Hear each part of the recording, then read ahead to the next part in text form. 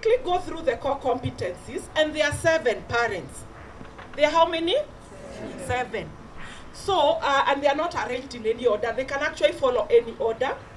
So, before I talk about the 7 competencies, what I want to say is that even when we assess the 7 competencies. So the learner has to demonstrate, how they can be able to apply any of these 7 competencies in any of those learning areas. So we do not test for example, the knowledge, we don't per se. We test the competencies. And that's why we are calling it a competency-based curriculum. Sawa sawa.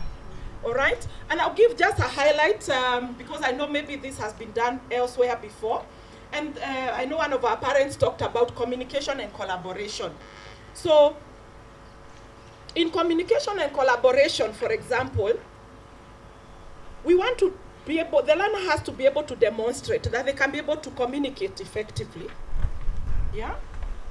And in collaboration, that they can be able to work with other people. I worked in the corporate sector for so many years before I came now to run the school. And I was in the head of learning and development. And one of the highest budgets, because I was in the banking industry, was training. And those of you who are employers can be able to test that, to agree with me. That we are employing people, they come, we hire them, they have very beautiful papers. And as soon as we hire them, instead of starting to work, we are training them again. Have you asked yourself a question around there? How come? So you have come with papers, I have hired you, and then you can't do the work. So I have to train you and spend the money. One of the areas that we train a lot on is on teamwork. How many of you have been to a team building training? How many? Yeah. So you raise up your hand completely so that I'm able to. Very good. So imagine you are being trained how to work with other people. And that is usually very key for many institutions. Why? Because when in the, like for example, when we look at the previous system of education, because I want you now to start appreciating CBC. So in 844, we were taught to compete with other people. So it was about me, I, and myself. Look at even now, we have had KCPE results announced was it in April, and also KCSE. And everyone wanted to know who is the best boy, who is the best girl, which is the best school. And the rest of us were left thinking, we didn't even do well. And yet, by the way, we produced very good students, like your school here. I'm always doing a catch-up game when it comes to 844 matters. So they are my mentors there. So, and this learner, right from an early age, they are trained, even like when they are doing examinations, one person sits here, the other one, how many meters? It's usually what is the distance? Because even there's a distance. 1.5. Imagine 1.5 meters. And it is marked. And I'm sure even the head teacher, there's a day of rehearsal, they come put in the chairs like that. And you have to hide your work, you can't talk to anyone. So it's about you. Are you getting? And therefore that actually removes the aspect of working with other people. And that becomes our greatest undoing, especially in the 21st century. It's about collaboration. Right now we are no longer talking about competition. The other day I was very happy to see M-Pesa and Airtel. They are collaborating. I think Airtel now, now they are using the M-Pesa platform. Did you see that? By the way, I'm an Airtel person. I've never bought a Safaricom line. So companies are realizing also you can't do it alone. Even banks are now sharing platforms, isn't it? So it's about collaboration. You can't run this journey alone. Even as our schools, we have realized you can't do it alone. And that's why you'll find a director from another school coming to another school, and we share information across the board, because you can't know it all. And therefore in CBC, we are now realizing, oh my goodness, gone are the days when children were just competing with each other. So do you know in our classes, they do group discussions? Even all these projects that they did, if you read the instructions well, it was about group work. So in a group of 5, in a group of 8 to 10, okay? And they have to come up with that. Because collaboration is the key. And therefore, even in our classes, whenever we are like teaching, we use a lot of group work. And therefore, if I was to assess this learner, I want to assess how are they interacting with other learners? How are they working in the group? Do you know there are people who can't work with others, eh? And you can't work alone. So that is what we assess. And in terms of communication, look at even the aspect of languages, the language papers. So there was part A, which is listening and speaking, okay? And that has been there since we were in grade 3. So imagine you are assessed on listening and speaking.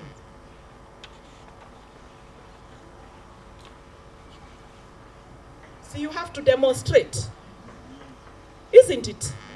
Can you be able to cram and come and reproduce listening and speaking? Can you, parents, please talk to me? So you have to be able to demonstrate. So this learner, the teacher will read for you a short passage, and you have to listen, because listening is an art.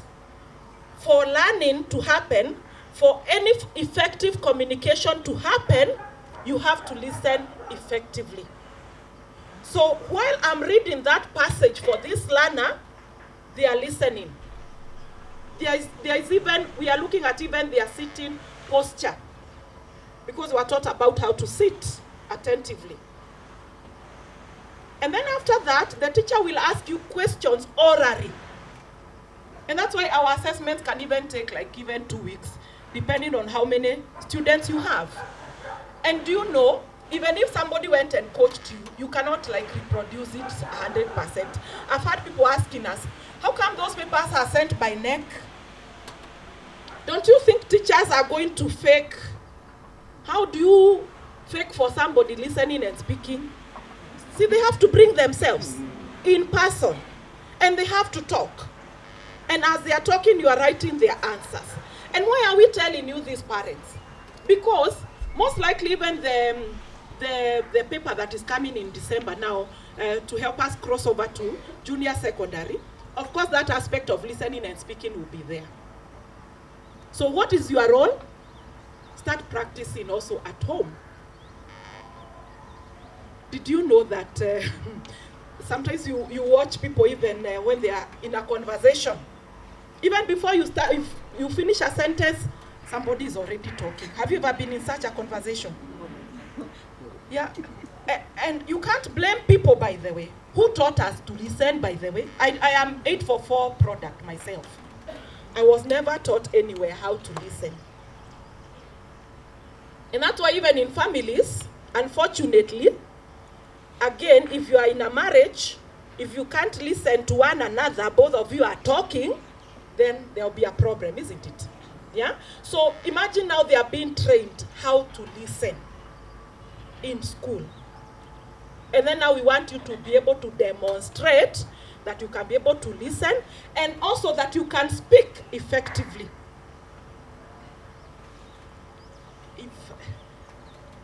If I give this mic to some people, they would drop dead. Yeah. And we can't blame them. Yeah? For us teachers, you know, we are trained from our colleges. You go for teaching practice and you learn. And that's why if you go to most committees, even for weddings and funeral committees, even church, by the way, do a survey. Most likely even the chairman of your church or the secretary is a teacher, or they were teachers once upon a time. Yeah? Are you getting me? Do you know, even most politicians today, even most the ones that are campaigning, they started as teachers. Why? Because in the 21st century, one of the most important competencies to have is communication. Even in offices. I remember those days we used to be told that doctors don't talk much. Yeah? You continue not talking because that you are a doctor. You try and keep your own clinic, because we are saying we generate work, isn't it? Yeah? If you're not having effective communication skills, you'll be wondering, why are people not coming? True, false? Yeah? We used to be told auditors and accountants, like even looking at this crowd, I can almost tell who is where. Ati wanaambiwa ati, because you are mathematics, you reproduce numbers. You crunch numbers. That's the language they use. You are not supposed to like smile. Hi, please. Do you know even handwriting? It's a myth that doctors must have a bad handwriting. You come even to here Mountain View, and I'll challenge you. Look at all the handwritings of your children. How are they? Because handwriting is an art. It is taught. Are you getting? You acquire it in school. And that is part of communication. So if you need, for example, to have a clinic, you are a doctor and you want to go into private practice, if you don't hone good communication skills, you'll be on your own. I love women because like whenever we go to our gyners, those who are gyners in this conference, I can give you tips. Yeah?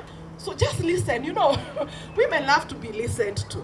So they go and they come and they are letting you know, oh, I have this and this problem. When I wake up, I feel like this. Okay. And there's a way you listen, even with your eyes. Listening, you listen with not just with the ears. And that's what we are teaching children. Even the eye contact. And this woman feels so nice. And maybe even you have done nothing. You have just listened. And she'll go and tell a million and other women, there's a very good gyna in town. And that's how you'll get all your customers. Are you getting? Even in law and all this other practice, it's about communication. And imagine now that's what we are teaching our children. And therefore, even like when we give them projects, they have to come and present. They make presentations, like what I'm doing. And you are looking at even, if you look at the rubric, it even talks about the body language. Yeah? Like eye contact and all that. Apart from that, we look at things like punctuation, pronunciation, and it's there. So CBC is such a beautiful thing. I sit in interviews a lot. And one of the questions that we ask interviewees is, tell us about yourself. Have you ever been asked that question? How many? Just show me by hand. How many have been to an interview and they were told, tell us about yourself? I don't want to test that you come and tell us about yourself. But sometimes I sit and I'm asking myself, so somebody, you have just been told, tell us about yourself, and they start saying, I went to this and this high school.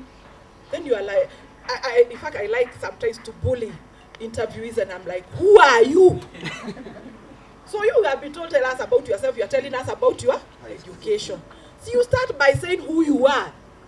Now imagine your children, I'm sure, if they went for any interview anywhere, they will thrive, because they know when you are asked about yourself, you start by your name, you talk about your gender, now they even talk about the school they went to and all those other things. Are you getting? And we can't blame ourselves, especially for us who are 844 graduates. Imagine nobody told us. We just find ourselves, we are working, and somebody is asking you questions, and you're like, I'm only used to writing a composition. If you tell me to write a composition, I can write. But in terms of like oral skills, they are lacking there. So that is communication and collaboration. I hope now we get it and how we are applying it in CBC. Remember, I'm only giving you an overview so that you're able to appreciate the many things your children are doing together with their teachers, and you can support at home. And this communication and collaboration is tested in all learning areas. Okay? It can be in agriculture, it can be in home science, it can be in languages, even mathematics. So there is the aspect of communication and collaboration.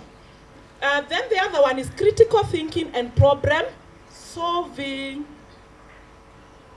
So there are no like direct answers or direct questions. I was looking at a paper which had been set, because still in our market you find some publishers are selling assessment papers and they are not CBC. So like somebody is asking, we wash our hands before going to a toilet, we wash dash. After going to the toilet. Is it after going? Yeah. Yes. The question was, after going to a toilet, we wash our... And you are given choices. And then, yeah, by then there were choices. Yes. There was hands and legs. And legs. Really? Yeah? That's a very direct question. It's obvious, even to a grade 1. And that's why we are telling parents, please don't go buying those papers. Those are not CBC. And if you see a real CBC question, you have to like apply a bit of thinking. Yeah? How else can we rephrase that question? Just that question, that concept of we wash of course it was, we Wash after going to the toilet, we wash our... How can we apply critical thinking in that same question? Yeah?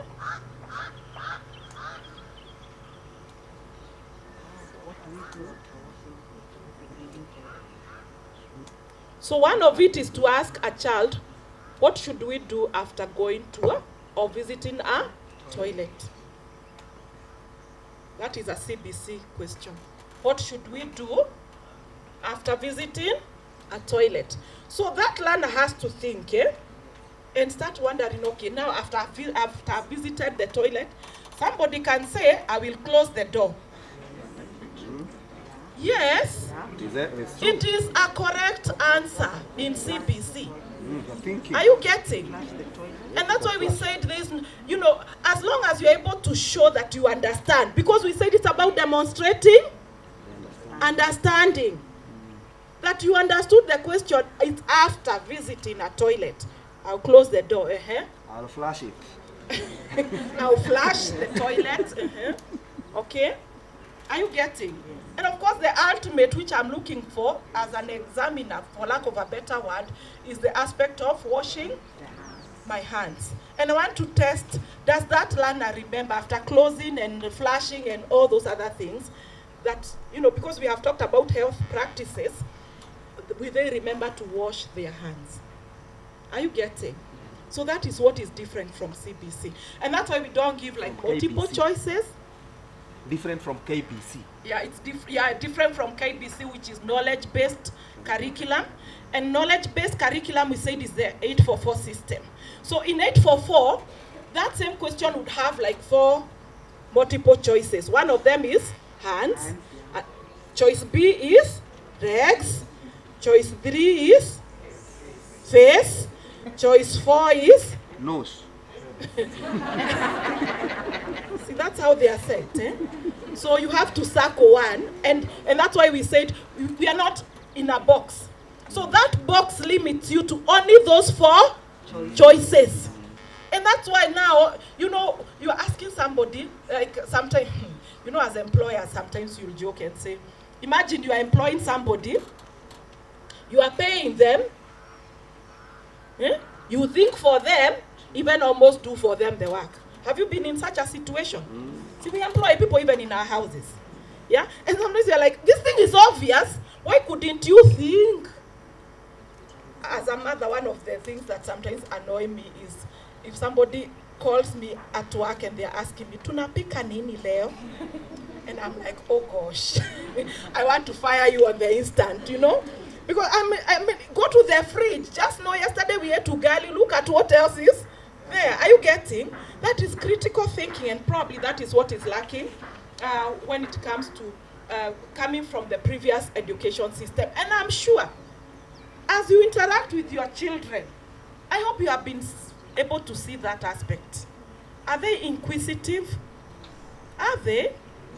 And how are we answering their questions, or are we dismissing them? Because that aspect of exploration, being inquisitive, they're always asking questions.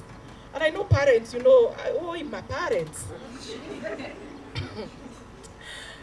We don't even want to listen to them. And you're like, sasa shwari. You know, them, they just want to know. Because they are in the era of critical thinking and problem solving. So please, let's start understanding where they are coming from. And when we do that, then we'll be able to support and also support the learners. I mean, their teachers. Then the other aspect that comes out in CBC is imagination and creativity. Imagination and creativity. So like when we started writing our compositions, we started writing pictorial compositions. You saw that in the early years? Do you remember? Yeah? You know, like in KBC, would be given a title, and then you are supposed to just write about my family. So in CBC, one of the things is that we give you a picture, and you're supposed to look at that picture and just create a narrative about it. That is imagination and creativity. And it's not boxing you in a particular area. I mean, you can imagine and let your thinking flow. Are we getting it?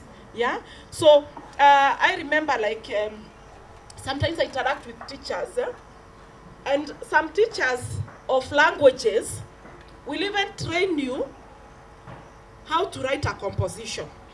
You know, you are told in KCPE,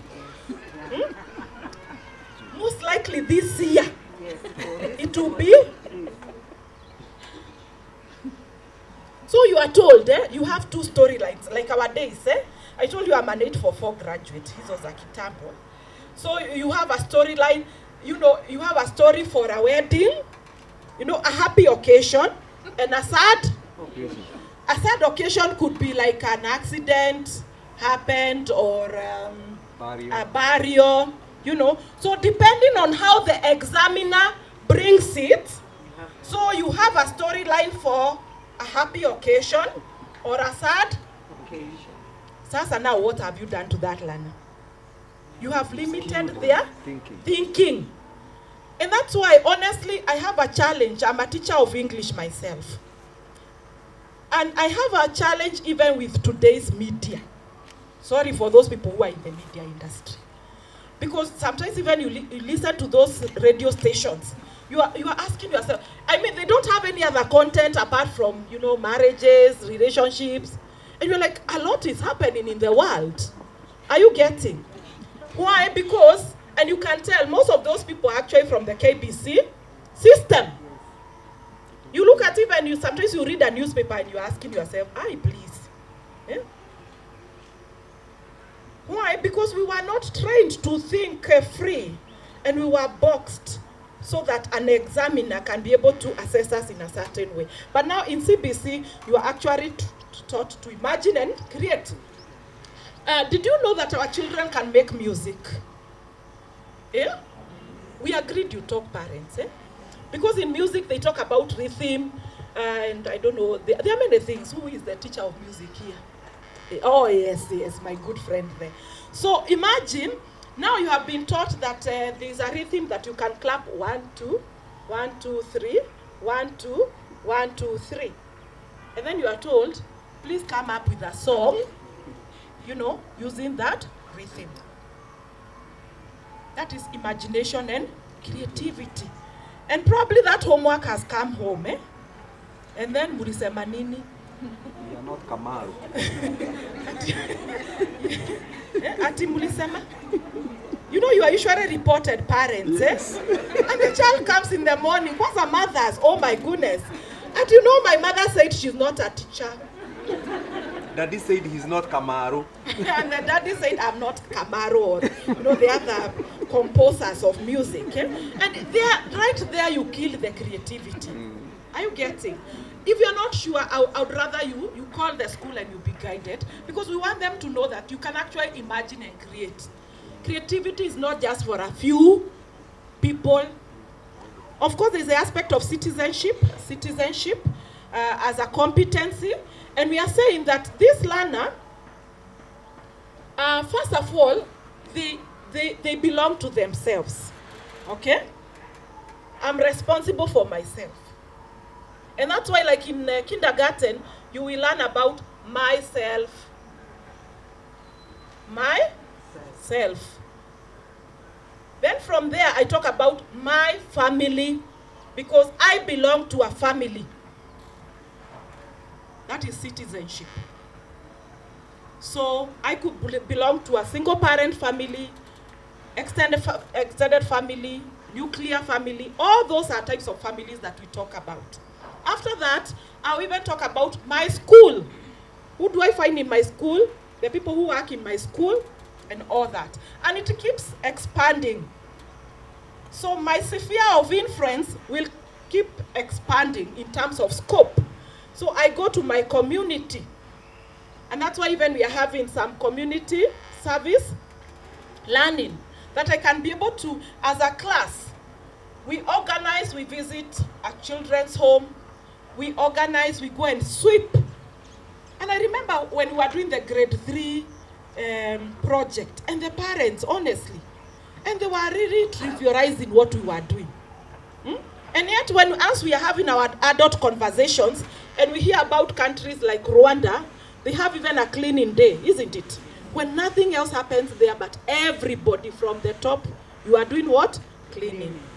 Now, as grade 3s, now you are children when they were in grade 3, when they were told to go and sweep the market, what did you say? Huh? Atiwa. Are you okay? Now imagine what are we planting? And we know we want these children to just grow up. Even as adults, they will not throw a paper on the ground, because they are responsible citizens. So please, after that we'll talk about like our county. That is social studies of grade 4. Then we talk about Kenya in grade 5.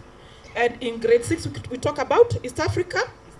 Yeah, that's what we are learning about. We are talking about East Africa now. And, you know, just learning who are the countries of East Africa and, you know, all those things, the vegetation, the climate. Because we want to keep appreciating also. Because as I grow, I'm moving from thinking about myself and my family to thinking about, you know, the world. In grade 7, for your information, we'll be talking about Africa. That is next year. Yeah? And it will continue like that all the way into the globe. Because we want that child to grow up knowing that I am a citizen of the world. I'm not about myself. And that's why when we prompt them, like when we were growing up, most of our parents wanted us to be what? Doctors. Your time, what did your parent want you to become? A doctor? Are you one now? So imagine now there's a parent there who was let down. What else? What did your parents want you to be, Daddy? A doctor. Are you one? No? Hapa katikati. Somebody tell us what their parent wanted them to be. Yeah? An engineer. An engineer. Are you one? No? Oh, yeah. Those parents must have wasted a lot of their money. Now, what do you want your children to be? Huh? What do you want your children to be? No, just raise up your hand and tell me. I still want her to be an engineer.